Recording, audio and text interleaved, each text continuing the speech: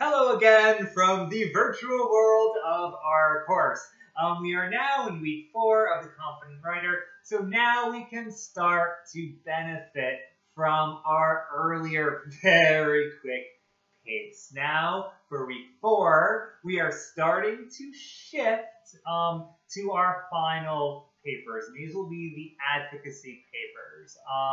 Now, for this week, for week 4, we're just doing two things. It's actually a very, very light week in terms of work. The first thing we are doing is we are watching a couple of videos, and make sure you watch all 3 about logos, ethos, and pathos. The basic idea is that logic is an appeal, logos is an appeal to logic, right? Whenever you use statistics, whenever you use reasoning, you're using logos. All right, ethos basically is an appeal to authority. Anytime you use a quote, right? If you have a particular expert in the field and you quote them and use it to set up your own argument, your own idea, whenever you do that, you're using ethos. And then pathos, very basically, is an appeal to emotion.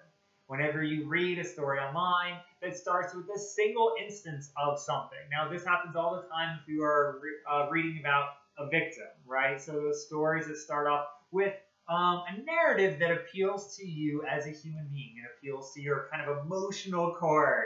Whenever that happens, they're using pathos. So there's a lot more information on Canvas, but get a sense of how these work. Then the other thing we are doing is the discussion board, as always.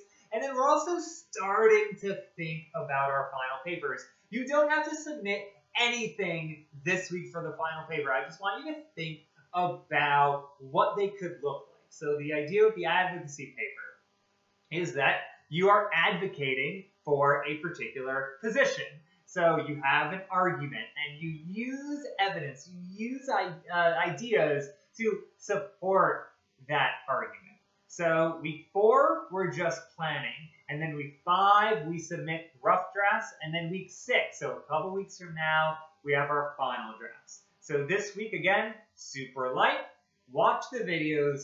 Think about logos, ethos, and pathos in their discussion board.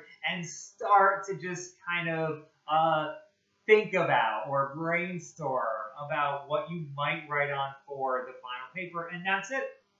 If you have any questions, any concerns, let me know.